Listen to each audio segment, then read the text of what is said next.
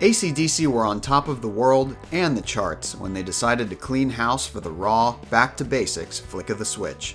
But in the process of purging, they seemed to forget the winning formula that turned them into rock and roll superstars, resulting in their lowest selling and worst reviewed album in years. This is UCR's Doomed to Fail.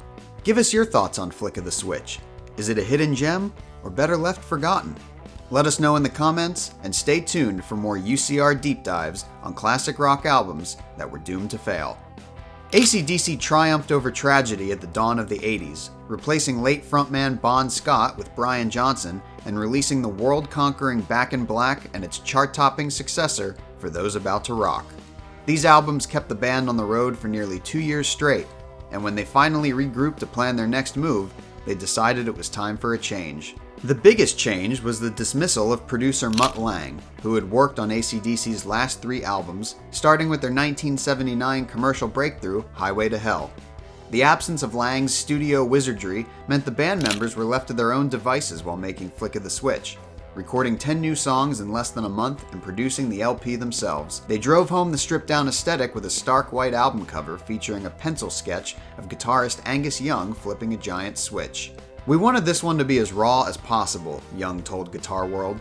"We wanted a natural but big sound for the guitars. We didn't want echoes and reverb going everywhere and noise eliminators and noise extractors."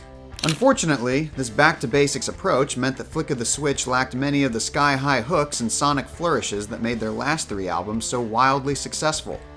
Lead single Guns for Hire and the title track boasted the crackling riffs and electrifying energy that defined AC/DC's best songs, but the rest of the album contained largely pedestrian riffs and uninspired melodies. AC/DC were burnt out, and Flick of the Switch is the sound of a band going through the motions.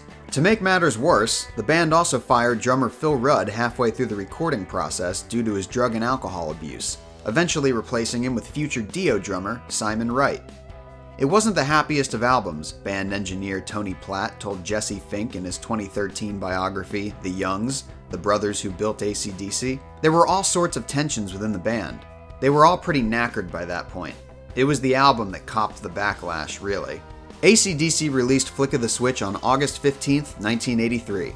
The album peaked at number 15 on the Billboard 200 and took nearly 18 years to earn a platinum certification, a massive drop-off from the 4 million sales of For Those About to Rock and more than 20 million sales of Back in Black. It was the beginning of a downward spiral that would last for several years, with 1985's Fly on the Wall peaking at a miserable number 32. AC/DC began to course-correct with 1988's Blow Up Your Video, and they cemented their comeback with 1990's multi-platinum The Razor's Edge. The latter LP featured world-class producer Bruce Fairbairn, proving that even AC/DC's time-honored hard rock formula benefited from some informed outside voices. Find more from AC/DC by clicking the link in this video's description, and make sure to subscribe to our UCR channel here on YouTube for all of the best news and history of classic rock and pop culture.